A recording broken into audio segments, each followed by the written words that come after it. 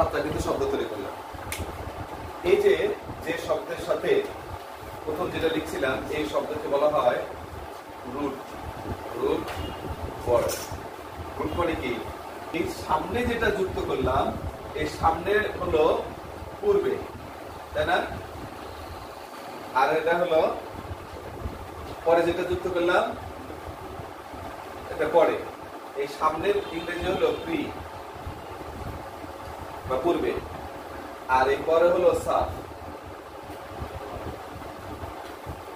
তাহলে প্রি মানে pre fix যুক্ত শব্দের অর্থ হলো যুক্ত করা। যুক্ত করা। ফিক্স হলো যুক্ত করে দেওয়া, আর প্রিফিক্স হলো পূর্বে যুক্ত করে দেওয়া, আর সাফিক্স হলো পরে যুক্ত করে দেওয়া। তাহলে পূর্বে যেগুলো যুক্ত হয় সেগুলোকে বলা হয় প্রিফিক্স, আর যেটা পরে যুক্ত হয় সেটাকে বলা হয় সাফিক্স।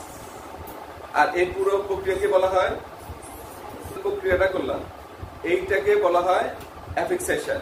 কিন্তু যেটা পূর্বে যুক্ত করা হলো এটাকে বলা হয় প্রিফিক্স, আর যেটা পরে যুক্ত করা হলো সেটা হলো সাফিক্স। আর এই যে যুক্ত করার প্রক্রিয়ার মাধ্যমে আমরা কি করি?